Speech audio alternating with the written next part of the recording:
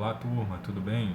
Eu sou o professor Yuri Nascimento e nós vamos para mais uma aula de Geologia, hoje falando sobre o assunto tectônica de placas.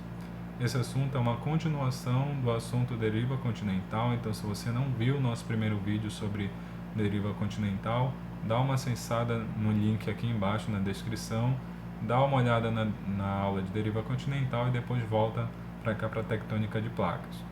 Como a tectônica de placas é um assunto um pouco extenso, eu vou dividir esse vídeo em duas partes. Então acompanhe essa primeira parte aqui e depois a segunda parte sobre esse assunto, tudo bem? Então vamos lá para a aula de hoje. Então, como nós vimos lá na aula de deriva continental, Alfred Wegener, ele, na sua teoria da deriva continental, ele fala que os continentes em um dado momento, no passado geológico, eles estiveram totalmente juntos e que depois eles se separam, né? Quando Alfred Wegener ele fala na sua teoria sobre essa deriva continental, ele imaginava que os continentes se moviam, né? E quando ele fala do continente, ele está falando da parte que não está submersa. Porém, nós vimos lá na aula também que na década de 40 e 50, com o uso dos sonares, principalmente para fazer o mapeamento do assoalho oceânico, nós descobrimos que os assoalhos oceânicos, na verdade, estavam totalmente fragmentados, né? Então, a litosfera ela aparecia em alguns momentos várias rachaduras, vamos dizer assim. E essas rachaduras, na verdade, formavam fragmentos da litosfera muito grandes que foram chamados de placas tectônicas. Então, esses compartimentos da litosfera deram origem ao que nós chamamos hoje de tectônica de placas. E o que é que a tectônica de placas diz? Ela diz que as placas se movimentam, né? Em parte nós temos a criação, o afastamento, em alguns locais nós temos o afastamento de placas tectônicas, em outros nós temos o encontro delas. Então na aula de hoje a gente vai falar mais algumas características dessa movimentação e como foi que evoluiu o nosso conhecimento sobre as placas tectônicas. Tudo bem? Então vamos lá. A primeira característica nesse estudo ainda do assoalho oceânico é a constatação das anomalias magnéticas. E o que é que são essas anomalias magnéticas? O fundo do oceano, principalmente ali na dorsal mesoatlântica, que foi uma área muito estudada, ela se encontra ali com faixas. Faixas essa que ora tem alta susceptibilidade magnética e outras baixa susceptibilidade magnética. Isso forma o que nós chamamos de padrão zebrado dessas rochas. E o que é que provoca esse padrão zebrado, tá, pessoal? A orientação, né, dos polos dos minerais ferros magnéticos encontrados nessas rochas do assoalho oceânico. Então, essa constatação ela nos ajuda a entender também ou a inferir que o polo magnético da Terra, de tempos em tempos, ele se inverte, né? Vocês já devem ter visto alguns vídeos aí no YouTube falando sobre essa inversão dos polos.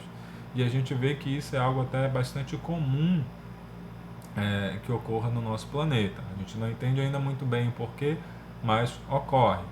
E essa anomalia magnética, ela nos dá o que de evidência para a movimentação das placas tectônicas? Bem, se nós pegarmos aqui a nossa figura à esquerda, nós temos ali o fragmento de duas placas tectônicas. Nós temos ali a placa africana, por exemplo, e a placa sul-americana, e ali no meio o Oceano Atlântico. Então, o que ocorre?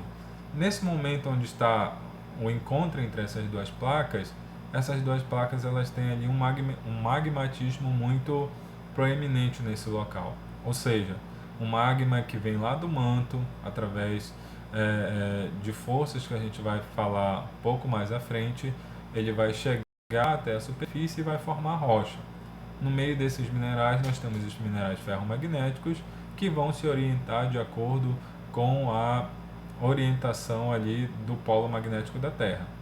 Então, no primeiro momento nós vamos formar rochas, por exemplo, orientadas positivamente, e aí conforme passar do tempo, se nós entendermos que de fato ocorre uma movimentação dessas placas tectônicas, o que ocorre?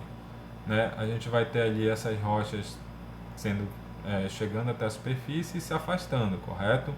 Se o polo magnético se inverte, a polaridade desses minerais ferromagnéticos também vai se inverter.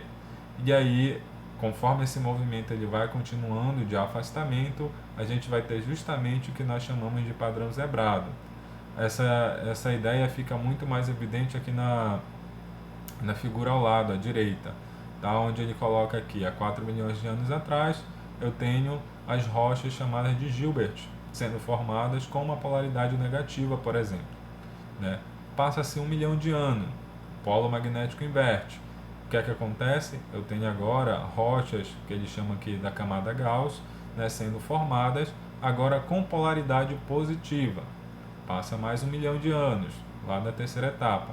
Nós temos agora a camada Matuyama, né, sendo formada, e mais uma vez o polo magnético da Terra inverteu. E aí nós temos agora polaridade negativa desses minerais ferromagnéticos. E no dia de hoje, nós teremos lá a camada Brunis, por exemplo, né, sendo formada, e aí nós temos uma polaridade positiva novamente desses minerais ferromagnéticos. Olha, por essa imagem, se a gente for colocar aí, usar como exemplo os nomes, o que é que aconteceu com a camada Gilbert, que lá há 4 milhões de anos estava sendo formada junta? Ela foi ao longo do tempo se afastando. Então, a ideia por trás disso, ela possibilitou o estudo dessas rochas e depois constatamos que de fato isso ocorria. Então, conforme eu me afasto da crista ali da dorsal mesoatlântica, onde está sendo formadas as rochas, eu vou encontrando rochas cada vez mais antigas quando eu me afasto para a direita ou para a esquerda, em direção aos continentes, tanto o continente africano quanto o sul-americano, por exemplo, né? E essas faixas com mesma polaridade, elas têm o que? Correlação de idade, ou seja, elas foram criadas na mesma época, ou melhor dizendo, né, elas foram formadas na mesma época. Então, com isso, foi feito um mapeamento do oceano, ó, e nós temos a seguinte imagem, onde em vermelho nós temos rochas mais novas ou sendo formadas, e em azul e tons mais esverdeados nós temos rochas mais antigas. Se a gente for olhar, por exemplo, lá para o assoalho oceânico do Atlântico, ou para a dorsal mesoatlântica, nós temos justamente essa configuração, né? As rochas mais próximas da crista sendo mais novas, e quanto mais eu me aproximo dos continentes, eu tenho rochas mais antigas. Então, se eu fizer esse exercício mental de voltar as rochas mais antigas para o ponto lá da crista, o que é que aconteceu? Os continentes se aproximaram. Se eu fizer o contrário, então os continentes se afastaram. Então, padrão zebrado, as anomalias magnéticas encontradas no fundo oceânico, no assoalho oceânico, elas vieram justamente corroborar mais uma vez para o movimento das placas tectônicas, evidenciando mais uma vez que os continentes ao longo do tempo geológico, eles de fato se moveram, se afastaram, se aproximaram. Tudo bem? Então, a primeira parte do nosso vídeo ela vai continuar aqui. Acompanhe aí, eu vou colocar o link na descrição também para a segunda parte desse vídeo, para a gente continuar o nosso estudo sobre placas tectônicas. Tudo bem, pessoal?